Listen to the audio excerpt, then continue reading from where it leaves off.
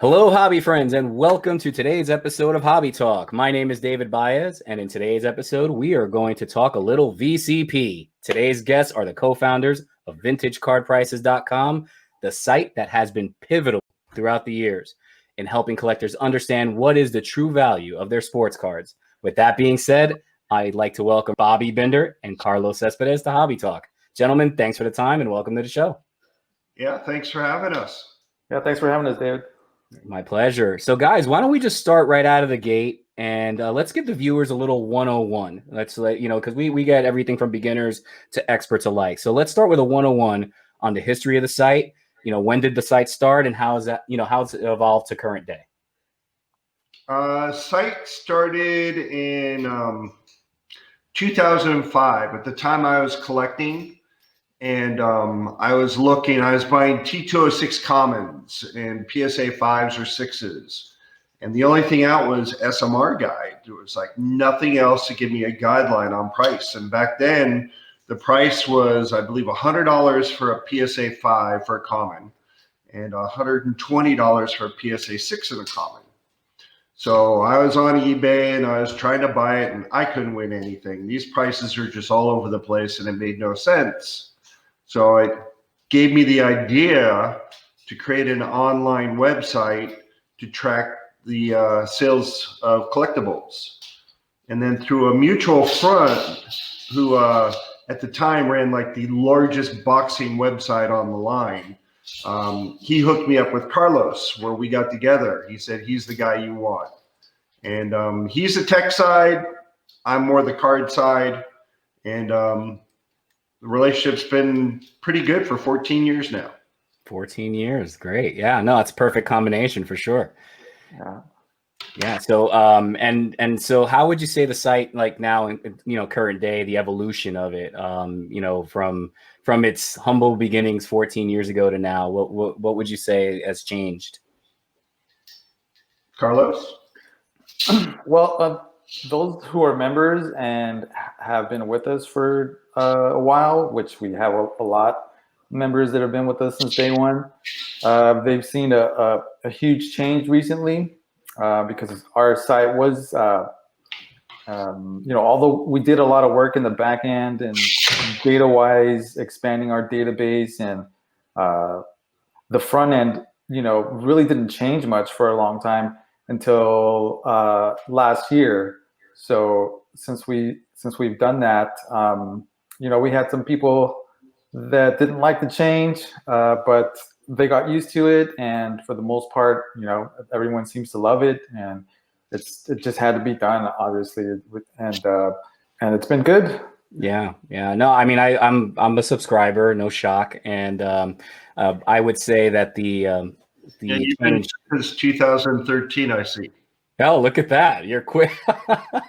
There you go. So, I've been a long time subscriber, as you can see, and I'm a big fan of the site as well as the changes that have been made. I've I know we'll delve into it a little bit more now in the next couple minutes, but needless to say, to your point, with the expansion of the hobby comes change. So it's good that you guys are progressing with the explosion in the hobby as well. So we had to change more because of technology. Our old website was basically held together by strings. Okay, so a year ago, we did a total rebuild of the website, and I'll tell you what, I had at least a couple hundred calls where I had to hold the hand of old members to teach them how to use the new website. And then once they logged in and they saw the page, oh, it's still the same. I said, yes, we told you it's the same. It just looks different on that one page. Right. Everything else worked exactly the same way. Yeah. So it's, to your point, it's more of besides, I guess, the change in the back end tech, but the feel of it at the end of the day, maybe it's packaged a little differently, but at the end of the day, the result is the same, is the result, right? Exactly. Yeah. So let's talk a little bit about the data in terms of, how often is the data updated and how long are figures used to determine the current value of a card or a collectible? Data, okay, we get a live stream from eBay, so we're constantly inputting We're the only one that gets auctions while they're still running. Everybody else gets auctions as they end.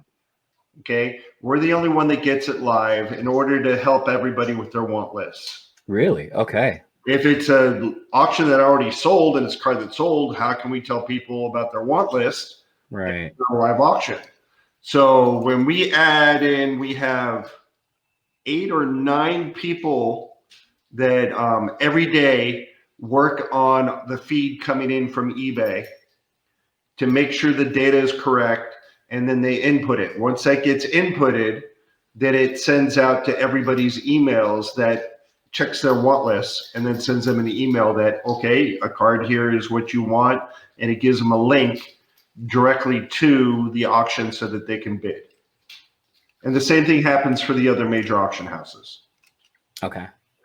So And once an auction ends, then it automatically updates to the website within 15 minutes. If it's standard auction. Got it.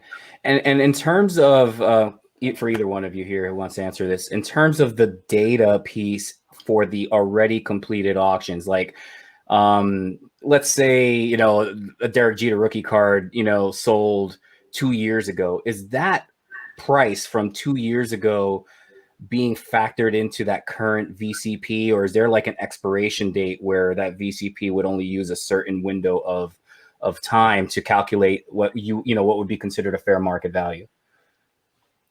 Well, the data is always going to be there, but as far as current market value, it's we average it out. Okay. We give it an average based on all of the sales in the past year. Okay. And then what exactly is the formula, Bobby? We throw out like the high and the low, and basically we take the last 10 sales within the past year. Okay. 2 high sales, 2 low sales get thrown out, and then the 6 remainder get averaged in order for the price. See, that's real. I'm glad you guys cleared that up. I think a lot of times, you know, there's certain sites or certain buy it nows that were way on the high side or even on the low side. So, I mean, I kind of had that feeling, but I'm just happy to get that clarification on how that number is calculated and with what cadence. So basically, after a year, it's almost kind of like that information gets taken out. And then, you know, as the fresh information continues to come in, correct? Correct. We want the most current data we can give. And there's rare cards that only sell, you know, when you get into the old vintage, some cards don't sell very often. Yeah. So it'll be the last sale. Yeah. Especially the oddball stuff, you know, that's true. When I was doing my Clemente master set and I'm looking for like, you know, the coins and some of those oddball stuff, you know, maybe the last sale was like 2-3 years ago. So exactly. Yeah. They just don't come to the market very often, where a lot of people don't deem them valuable enough to get graded. Yeah. In Clemente's case, it's probably not the case, but yeah, it's more on rarity for sure. Yeah, exactly. Yeah. Great. So thanks for that clarification. So let's talk a little bit now about the cards themselves. One of the questions I've often gotten from beginners is regarding the PSA qualifiers, auth grades, PSA qualifiers. Do they have their own category, or they use in the grade calculation? Like, for instance, an 8 versus an 8 OC, and how are you able to, you know, if you are separating them, how are you able to do that? Well, it's already done on our grid. On the first level of the grid is PSA. Second, I believe, is SGC. Then it goes GAI, and then it goes BVG. And then below that, you'll see PSAQ. Okay. PSAQ are all the qualifiers, so they do not get averaged into the standard PSA. But also on that bottom line, there's a PSAQ auto. So all cards that are autographed, you know, come from sets that are not autograph sets, they get put into that section. So you can look in the auto section to see. Great. And that's for every qualifier, right? OC, miscuts, anything that has that qualifier falls in there, right? Exactly. It would be an 8, you know, an OC8 or an ST8 or an OF8, all of them. Got it. Okay. Perfect. What auction houses are you guys currently partnered with or using?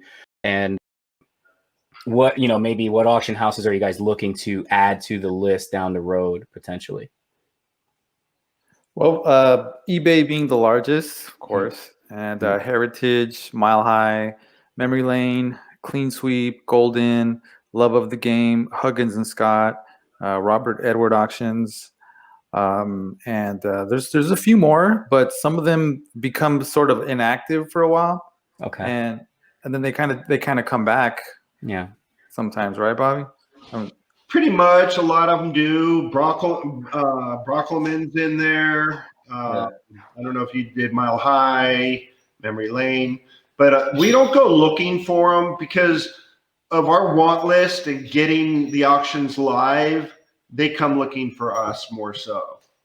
Yeah, and obviously the names you just spit out, I mean, as a veteran hobbyist, I mean, that's basically, those are the places, I mean, especially eBay, that's a fountain of data alone just within their platform. But, when you're talking about all the key auction houses, and you guys pretty much named them all, that's a really nice collection of data, at least in my opinion.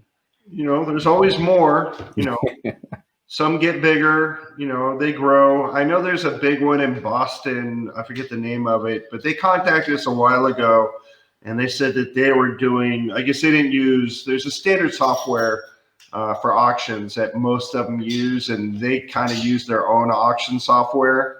So they need to wait to change some things in order to get on board. Okay. To your point, I mean, even as the hobby evolves, so will the platforms and the auction houses will evolve with that. So I'm sure that there'll be some more people calling you guys in the next few years as the hobby grows. So yeah, and it's a mutually beneficial thing.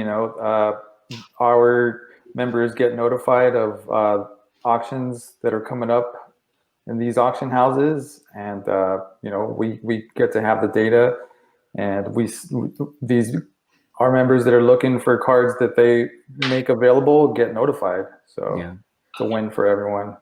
Yeah, absolutely. So let's talk a little bit now about the safeguards. What are the safeguards that you guys are using to ensure that maximum accuracy, on your pricing? How do you guys sort out, for instance, those potential errors on mislabeled items where somebody might say, looks like a PSA 8, right? That's got to be a challenge, I imagine. How do you guys get around stuff like that? Well, all the new listings go into a software program that we've created. And we've got 8 people that do the data entry, and everybody has their own section. So we've got people that do I do pre-war, I do pre-30s, and I do 50s baseball.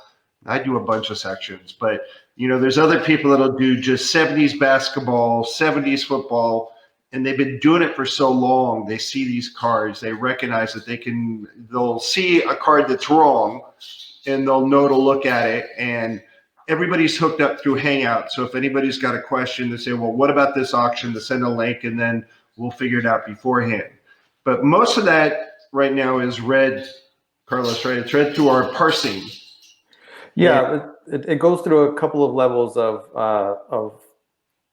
examination. So the data gets parsed, and the images get looked at, and then it gets to humanize, basically. So the staff look at them, and as Bobby was saying, everyone's got their own section, so they kind of become seasoned to the section that they're covering, because there's just certain things that they eventually learn to look out for those sections. Yeah, I love the approach you guys are taking, by the way, because to your point, you if you have people working in a specific area of the hobby, organically they're going to become a resident expert in due time with that. So if you have your basketball person, your hockey person, whatever the case is, or a genre, 70s or an 80, they'll really know what to look for. They'll know the key players. I mean, there's a lot of value in that in and of itself. Yeah, the person that does 80s basketball knows that if they see a Jordan rookie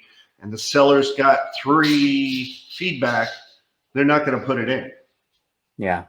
We're going to examine. We've got some new tools going into the future, but I think that's a segment later. Yeah, I'm ready when you are. Great, great. So let's talk a little bit then about the one feature, the market report feature. Can you guys explain to the viewers a bit more about the market report feature on your site, and what can they find there?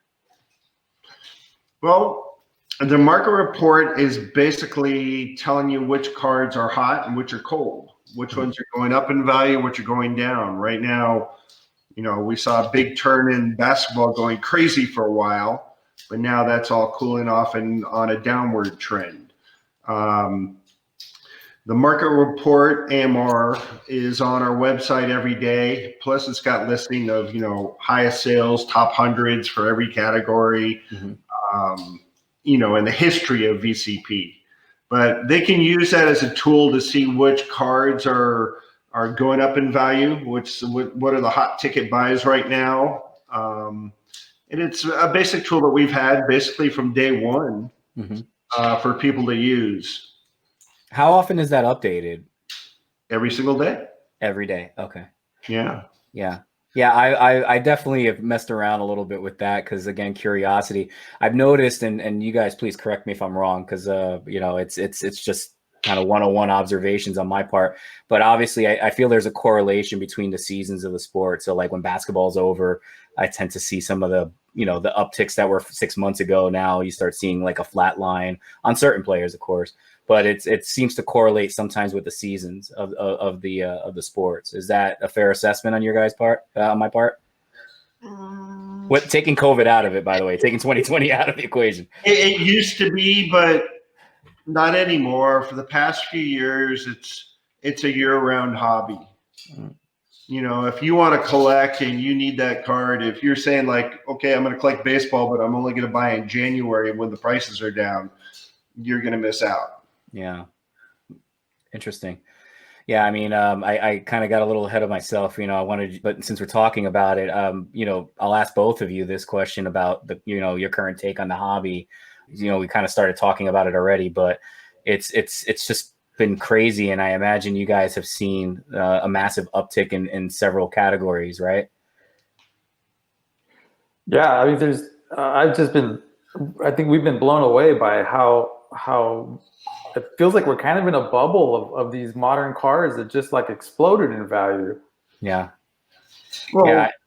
Everything exploded. First, you had the basketball market exploded because of all the StockX people that came over and got into basketball cards. So what they sell is sneakers on StockX. So they're into basketball. So they made the market go crazy. And now you're starting to see a lot of the junk wax people coming back to the hobby. Right. Now they've got kids. They want to introduce them. They're finding what happened, what they bought in the 80s and 90s. So now you're starting to see a lot of 80s and 90s baseball cards just skyrocketing value. Yeah. Yeah. I mean, a lot of the interviews I've done, guys, it's exactly this, same sentiment. It's an insane explosion, particularly. I mean, it's across the board to your point, but in baseball, well, actually, I shouldn't say baseball. In all four major sports, 80s material in particular, from a percent increase, has been insane. It's been insane. It's been crazy. Yeah. In particular, like one example that I talk about often, 83. You can buy a box of unopened 83 material for $350, in February, and now that same box is going to cost you well over $1,000.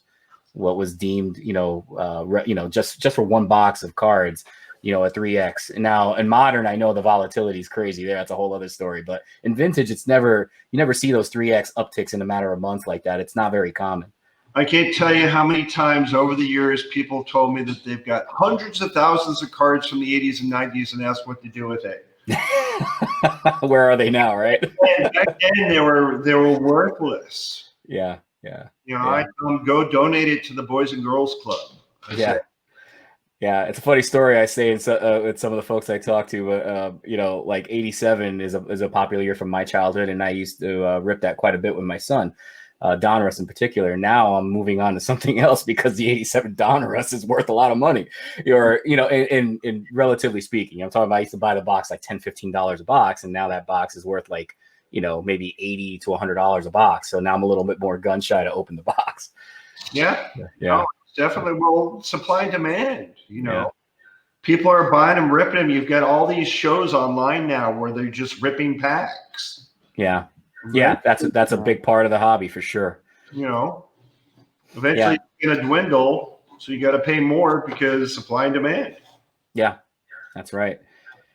So guys, let's going back to the site here a little bit. What other features can a subscriber find on your site? Can you talk a little bit about things like your want list and my collection and some of the other things that when you click on the menus? That's Carlos's area of expertise. There you go. It's all yours. Me? Well, the want list in my collection, yeah, we've had that since the beginning. Mm-hmm. You add cards to your want list and you'll get notified when they come into auction, whether it's eBay or Heritage or the other big auction houses. And my collection, you want to put your cards in there so that you can track them similar to a stock portfolio. And with the new site, since we revamped it, it's mobile friendly now, so you're able to view your inventory in a much more user-friendly way than before. And some of the other features, like in the set, when you're on a set page, like a set profile page, you're able to do a search, search the whole set for a particular grader and grade combination. Yeah, you could do that, and that's great. Well, one of the best things also is you can create groups. So you organize your want list or your my collection by these groups. You can create an unlimited amount of groups. So if you collect players, you can create your groups by Willie Mays, Ty Cobb, Ronald Acuna, whoever you want to create your groups. You organize it yourself to fit your needs. It's very adaptable. Same thing with your my collection. You can collect it by 33 Gaudi or 52 Tops or player collector like you, Roberto Clemente. You would put your Roberto Clemente section. So it makes it easier to find what you're looking for. Right. We've got literally, our members have millions of cards in their my collection. Wow. Not just one, I'm just saying overall our membership. Right. Understood. There's millions of groups, millions of cards on want list, millions of cards in their collections. That's fantastic. I definitely need to play around with that as I get back into. I've been a little bit less buying these days, but I'm going to start again now with the winter coming in. So I'll definitely play around with that feature. You're hoping for that baseball slowdown, huh? Perhaps. Yeah, perhaps. I gotta tell you, man, it's getting hard to buy some of the things I like. I'm an old soul, and these things are, I'm a big time unopened guy. And so what grade's your 55 Clemente? Oh, there you go. All right. So I currently have a beautiful 4, but it's well-centered 4. There you go. Yeah. No, I'm definitely gonna play around with it a little bit more as I kind of hit my next round of buying here soon. So very cool. I'll put an asterisk on the next question, guys. I obviously don't want to pull teeth here, but if there's anything you would be willing to share in terms of some of the plans that you have for VCP in the future, if you would like to share any of that with us now. Okay. Please. I saw the hesitation in Carlos's face on that one. What's your favorite part, Bobby? We're not gonna let all of it out of the bag, but basically when we started VCP 14 years ago, our collectors weren't the most computer savvy people. So our theory is to make the site as simple, stupid, easy as possible for everybody. But right now there's a whole new generation of collectors that like the tech. They want all the graphs, they want everything. So we have our gold membership, which is going to become called the Gold Collector. And we're introducing a new type of membership, which is going to be the Platinum Investor. So the Platinum Investor is going to give you so many new tools and so many new features that it's going to blow your mind. Very cool. Very cool. Can't wait. Or if Carlos wants to let some out.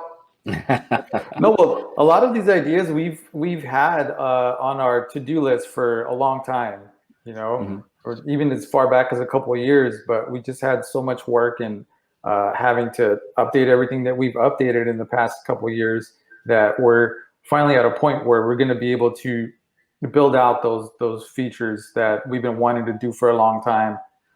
We couldn't So, the old website. Fantastic. We would have broken the old website if we added any of these features. yeah, it was just Now it's all neat, clean, nice. So now we can move forward. The garage is cleaned up. Yeah, it's a good solid platform. It's a completely new platform that we have on now, and it's it runs a lot better and all cards. Yeah, so we're gonna just we've got a great foundation, so we're gonna just keep building it up and put some penthouse level stuff up there. Very cool. I'm excited, and when you guys are ready to launch, I'd love to talk a little more about that in a future episode if you guys are up for it. Definitely. Yeah, no, it sounds like a plan. Very cool. All right, guys. So to wrap things up, I always like to do a little bit of a fun question segment, and times two now in this case. So, well, the first question is really for both of you. I wanted to ask you guys, what's the most commonly searched player name currently on VCP? I would have to say Ken Griffey. Ken Griffey, really? All right. For some reason, I had it pegged for Jeter. I was gonna say Jeter. I see a lot of a lot of people I see on the source thing, the Alexa, Ken Griffey a lot. Yeah. Yeah, I mean, I could see Griffey too, given the popularity. I only thought Jeter because, when you go into Facebook groups and you see all the buy-sell pages, it's like, man, Jeter. I mean, even now, it's still a very, very popular set of cards, obviously, because there's so many variations of his rookie. But I see a lot of ask for that. But yeah, I would think that maybe Jordan as well must be high on that list too, right? For basketball, yeah, it's number one. Right? Especially with that show, that ESPN show that came out, he just launched him. The Last Dance? The Last Dance made it go through the stratosphere. Yeah. All of a sudden, even the 91s and 92s are worth a ton of money. Our 80 section and 90 section of cards that we had to put in every day went up 20-fold. Wow. And the person doing that section was like pulling their hair out. It was like they went from doing 150, 200 new auctions a day to having to do 1,500 auctions a day. It was right. For big change. You might need a whole 80s division now, guys. like a whole team just for 80s, the way things are going. Yeah. Cool. So, all right, guys, last question for you. I'll start with you, Carlos, on this one. Do you personally collect cards? And if so, what item or items are you collecting the most? Actually, I don't. But when we first built the site, I kind of fell in love with those older cards, those caramel cards. Yeah. E91A, B, and C. Yeah, those. Yeah, so I've got a set of those that I bought back when we first started, and I just kept them. And I just like looking at them. I love that old cardboard look, Yeah, the old tobacco cards are just really nice, man. Those are just old. Yeah. They're very cool cards. They're just beautiful. Yeah. That's a great piece of history too, right there. How about you, Bobby? Same question goes to you. I collected ever since I was a little kid because my dad was a baseball guy, and that was kind of our connection.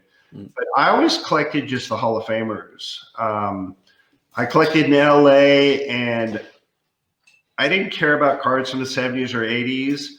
I right away went ahead to this place, and I was buying T206 Ty Cobbs for $4, Walter Johnson's, every Hall of Famer. I had a book, and I'd look up players, and then I'd fall in love, and I'd go there every Saturday and ask for this player, and I would buy his cards every weekend. But very cool. I have no cards anymore. I got rid of every one of my cards in order to be completely neutral on this website. Interesting. All right. Maybe I bought one of your cards in the past. Wow. But interesting stuff, guys. Listen, I can't thank you enough for this. I'm going to call it a 101 introduction, if you will, to VCP. I really, like I was saying before, look forward to hopefully talking to you guys again in the future. You're always welcome back here if you want to talk about any topics related to the market and VCP in general. And again, thank you. Appreciate the time. Great. Maybe when we get ready to launch the new level, we'll give you a shout out. My phone's always on, and my email's ready. So thank you, guys. Thanks, Dave. It was my pleasure. Our pleasure to be on. Thank you. All right. Nice meeting you. Thank you. Same here. Take care, guys. Hey guys, thanks for watching today's video. Please click on the like and subscribe button. Just a couple quick updates. We are officially live on iTunes, Google, as well as Spotify for our podcast. Go to HobbyNetworkGroup.com for more details and links. Thanks for watching today's video and have a great day. Bye.